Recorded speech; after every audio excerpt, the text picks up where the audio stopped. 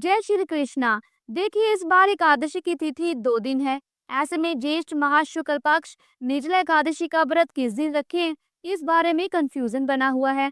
आज के इस वीडियो में आप जानेंगे एकादशी की तिथि, पारण मुहूर्त, पूजा विधि, इस दिन रहने वाले सभी शुभ मुहूर्तों के बारे में, और साथ ही आप जानेंगे निर्जला एकादशी पर तुलसी के कौन से उपाय करने चाहिए।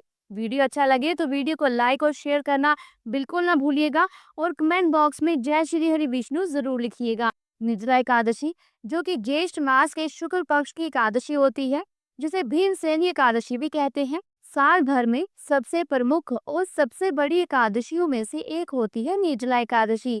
जो भक्त पूरे एकादशी व्रत ना रख पाए, अगर साल भर में एक बार निर्जला एकादशी व्रत में निराहार और निर्जल रहकर उपवास कर लेते हैं, तो ना केवल उन्हें सभी एकादशियों का पुण्य मिलता है, बल्कि जन्म जन्मांतर के पापों का भी नाश हो जाता है। क्योंकि इस समय बड़ी गर्मी पड़ती है, इसलिए निर्जला उपवास रखने वाले सभी भक्तों को अपने स्वास्थ्य और अपने शारीरिक क्षमता के अनुसार ही इस व्रत को निर्जल रखना चाहिए। और जो भक्त निर्जल यानी कि पानी के बिना या निराहार नहीं रह पाते हों, वे इस व्रत में जल, फल और दूध का या सात्विक फलाहार का सेवन कर सकते हैं। तो इस बार 6 जून दिन शुक्रवार को सुबह यानी तड़के 2:16 से एकादशी तिथि प्रारंभ होगी। देखा जाए तो ये 5 जून गुरुवार की मध्य रात्रि का समय रहेगा, और एकादशी तिथि का समापन होगा 7 जून शनिवार को सुबह 4:47 पर। यानी 6 जून शुक्रवार को पूरा दिन ही एकादशी तिथि रहेगी।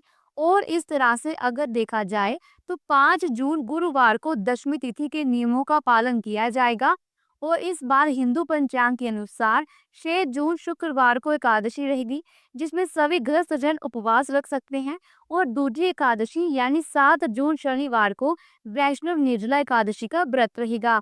जब कभी भी एकादशी तिथि 2 दिन की होती है, तो ऐसे में इस बात का भी ध्यान रखना चाहिए कि उपवास 24 घंटे से अधिक का ना हो। अगर 24 घंटे से अधिक का उपवास होता है, तो सभी लोगों को दूसरी एकादशी यानी वैष्णव एकादशी का उपवास रखने की ही सलाह दी जाती है। 6 जून शुक्रवार को ब्रह्म मुहूर्त सुबह 4:08 से 4:56 तक रहेगा। इसे सूर्योदय सुबह 5:44 पर होगा, और सूर्यास्त शाम 7:06 पर। प्रातःकाल पूजा मुहूर्त सुबह 4:22 से 5:23 तक रहेगा। शाम की पूजा का मुहूर्त शाम 7:17 से 8:18 तक रहेगा। हस्त और चित्ता नक्षत्र का दुर्बल सहयोग इस दिन बन रहा है। हस्त नक्षत्र सुबह 6:34 तक, और बाद में चित्रा नक्षत्र प्रारंभ हो जाएगा। राहु काल सुबह 10:30 से दोपहर 12 बजे तक रहेगा। द्वादशी तिथि 7 जून शनिवार को सुबह 4:48 से लेकर 8 जून रविवार को सुबह 7:17 तक रहेगी। हरिवासर का समय द्वादशी तिथि लगते ही शुरू हो जाता है, और हरिवासर के समय में भूलकर भी उपवास नहीं खोलना चाहिए, नहीं तो व्रत अधूरा रहता है। कई लोग जानकारी के अभाव में हरिवासर के समय में ही व्रत खोल लेते हैं।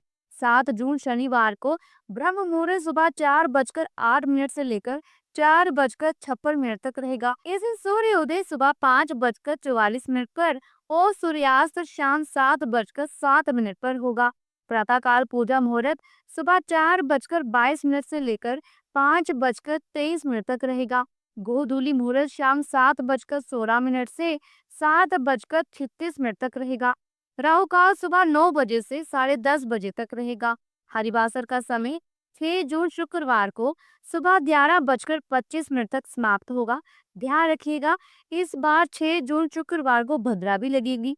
भद्रा दोपहर 3:31 से लेकर अगले दिन यानी 7 जून को सुबह 4:47 तक रहेगी, और भद्रा का वास पाताल लोक में रहेगा।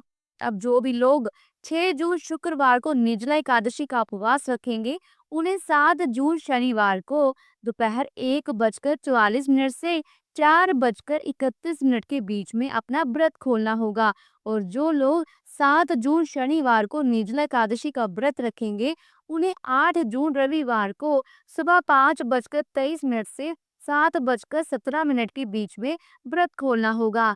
ध्यान रखिएगा, 7:17 तक द्वादशी तिथि समाप्त हो जाएगी।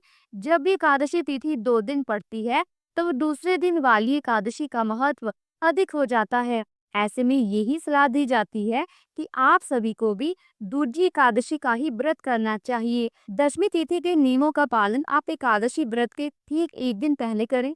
2 दिन एकादशी का व्रत है, लेकिन आप जिस दिन स्वयं व्रत रख रहे हो, केवल उसी एक दिन आपको तुलसी जी में जल अर्पित नहीं करना है। बाकी दिनों में आप जल अर्पित कर सकते हैं।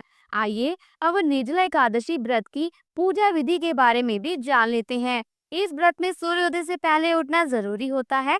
फिर तीर्थ स्नान करने का विधान है। ऐसा अगर आप ना कर पाए तो पानी में गंगा जल की कुछ बूंदे मिलाकर, एक चुटकी तिल मिलाकर आप नहा सकते हैं। फिर व्रत का संकल्प लें।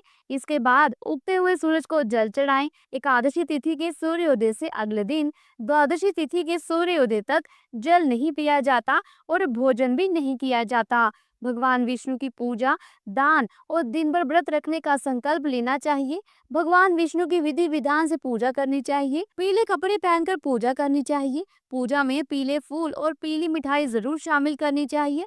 इसके बाद ओम नमो भगवते वासुदेवाय मंत्र का जाप करें। फिर श्रद्धा और भक्ति से कथा सुननी चाहिए। कलश में जल भरें और उसे सफेद वस्त्र से ढक कर रख दें। उस पर चीनी और दक्षिणा रखकर ब्राह्मण को दान दें।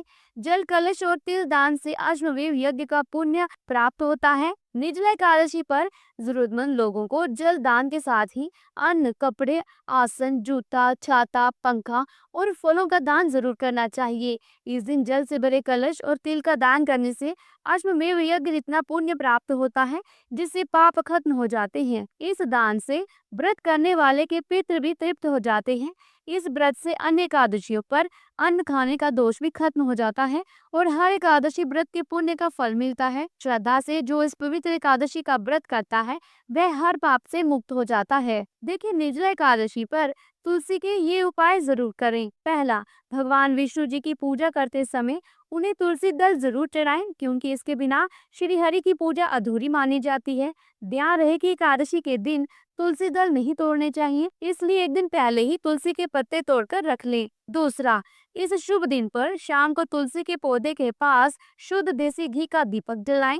इससे घर में मां लक्ष्मी का वास होता है और शुभता का आगमन होता है। इसके साथ ही घर की नकारात्मकता समाप्त होती है। तीसरा, इस दिन तुलसी के पौधे की 11 बार परिक्रमा करें। परिक्रमा के दौरान ओम नमो भगवते वासुदेवाय मंत्र का 108 बार जाप करें। इस उपाय को करने से कुंडली में किसी भी अशुभ ग्रहों का प्रभाव समाप्त होता है। इसके साथ ही शुभ फलों की प्राप्ति होती है। चौथा, भगवान विष्णु जी को तुलसी की मंजरी अर्पित करना भी बहुत शुभ माना जाता है। इससे धन की मुश्किलें दूर होती हैं और आर्थिक स्थिति मजबूत होती है। ध्यान रहे कि एकादशी के दिन तुलसी की मंजरी कभी नहीं तोड़नी चाहिए, क्योंकि ऐसा कहा जाता है कि इस दिन देवी तुलसी भी व्रत रखती हैं। पांचवा, जो लोग धन से जुड़ी कामना करते हैं, उन्हें उस दिन अपनी लंबाई जितना कलावा लेकर तुलसी जी को अपनी मनोकामना बताते हुए पौधे में बांध दें। इसके साथ ही पीले रंग का धागा लेकर उसमें 108 गांठें लगाकर तुलसी के पौधे के चारों ओर बांध दें। इससे आर्थिक तंगी दूर होती है। तो दोस्तों, उम्मीद करती हूँ कि आज की इस वीडियो में दी गई जानकारी आपको अच्छी लगी होगी। अगर वीडियो अच्छी लगी है तो वीडियो को लाइक करें, शेयर करें और हिंदू सनातन धर्म से संबंधित जितने भी व्रत त्योहार हैं, पूजा विधि है, शुभ मुहूर्त है, कथाओं के बारे में जानना या सुनना चाहते हैं तो हमारे चैनल को सब्सक्राइब करके बेल आइकन के बटन को जरूर प्रेस कीजिएगा। जल्दी मिलती हूँ एक नई धार्मिक बड़ी वीडियो के साथ। तब तक के लिए प्रेम से बोलो ओम नमो नारायण भगवते वासुदेवाय।